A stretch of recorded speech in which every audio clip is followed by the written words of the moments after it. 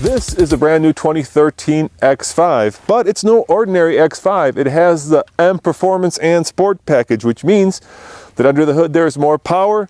The wheels and tires are a massive 20 inches. It has the X5 M suspension, and it costs over $74,000. Coming up next on the Fast Lane Car.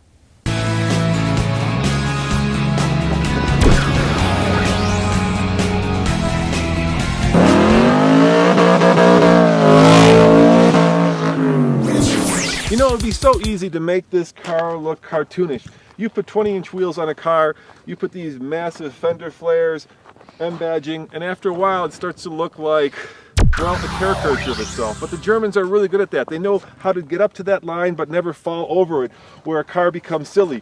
This car, to me, looks fast, powerful, elegant, and yet it still works as a family car. It's not a car that screams, "Look at me, I'm gonna blow your doors off." But it does say in a very subtle and, well, German way, "I can take you at the red light, so don't mess with me because I am a BMW."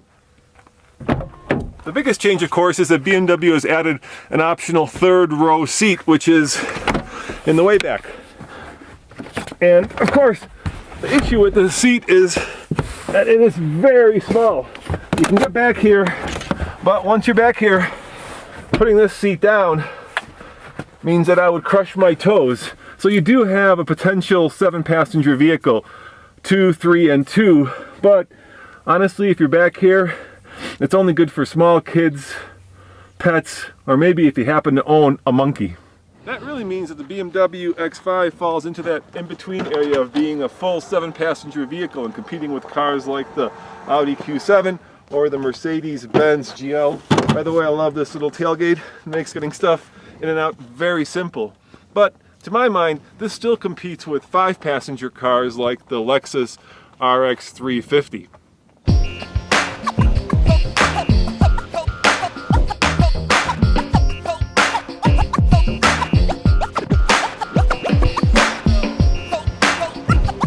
Now you might be thinking to yourself, with 20-inch wheels and basically a sports tuned suspension, this BMW would be really rough. And if you're thinking that, you are absolutely correct, because on a rough road, this car will knock your fillings out. But, and this is a big but, on a road like this that's smooth and flat with beautiful turns and no traffic, it is a pure pleasure. This car is dead flat around corners. I know exactly where the wheels are.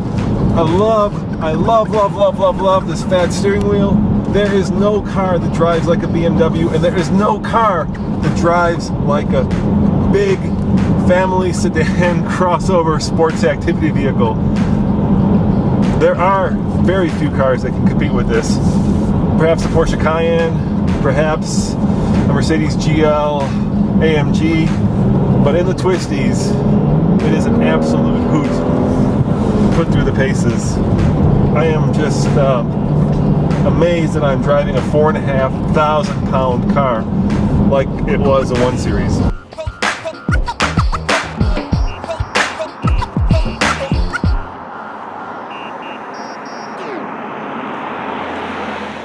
It looks like an M. It drives like an M. It even has the same suspension and wheels that you get in an M. But under the hood is BMW's twin power, which is confusing because there used to be a BMW that had 2 turbos, but this has a single dual scroll turbo, which means basically that the turbo comes out in 2 phases. Now normally this engine puts out 300 horsepower, but with the M Performance package, you get 315 horsepower and 330 pound-feet of torque.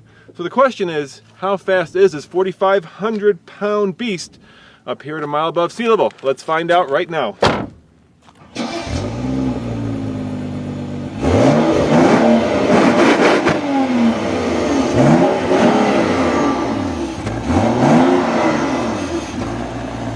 Alright, 0 to 60 with the X5 with the Sport and Performance package. Now, up here at a mile above sea level, we have less air density, which means there's less air for the engine, which means the cars are slower, but turbos help make up for that. Here we go.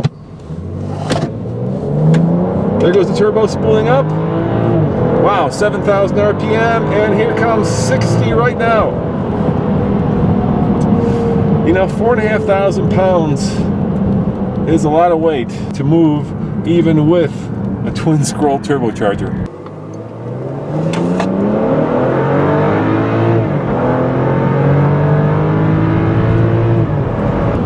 It should be right around, well, 6 to 7 seconds, but I'm at 7.83. And once again, that's because we're at a mile above sea level and this car weighs 4,500 pounds.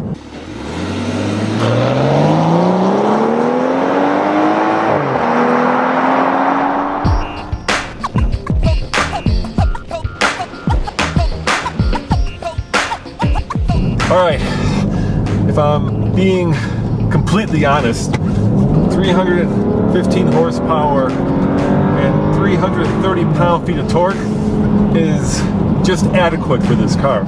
It's a big, heavy car, as I've already stated. But BMW makes use of every single one of those ponies. By the way, it's cold out there. Thank you, car. I knew that. So, while it's not enough, the engine just loves to rev. 7,000 RPM is phenomenal, and it really matches your driving style, especially if I flip it into sport mode, like a fine tailored suit. You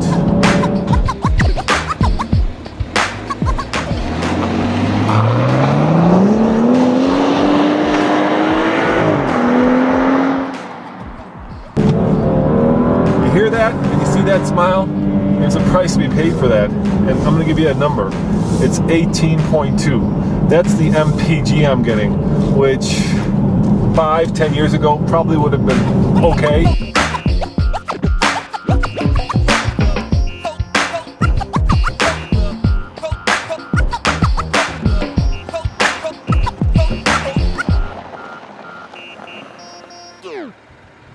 But today, when you can get a RX 450h that gets 28, of course it's a different car, I'm well aware of that, but nevertheless gets 10 miles to the gallon more than I'm getting in real world testing. That is expensive. If it were my money, I'd probably go for the diesel version of this, just because you get plenty of torque and you get really good gas mileage. And you get the same driving experience, let's face it. I really like the inside of the X5. All the materials are soft and real. Everything you touch and feel feels expensive. I especially like this fat and heated steering wheel. Everything is oriented toward the driver. And you know what? I'm even getting to be friends with the iDrive. They've developed it to the point where it's, in my mind, the second best system out there, right after the Lexus, which I just mentioned.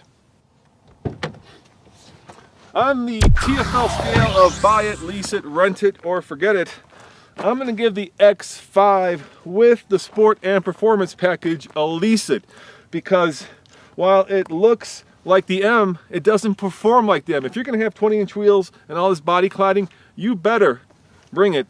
And this car is a bit of a poser. However, I like the X5 in general. So if you're going to get the plain Jane one, I'm going to give it a buy it. As always, this is Roman reporting for the Fast Lane Car. See you guys next time, and don't forget to subscribe for a new car video every day.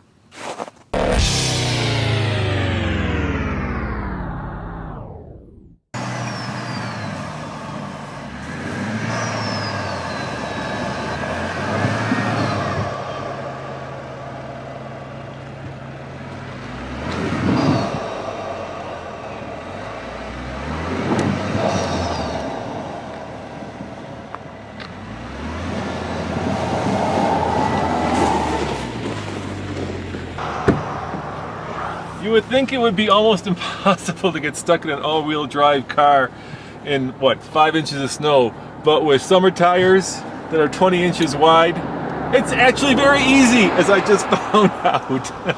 Luckily I got out. Lesson there is, in snow, get the proper tires.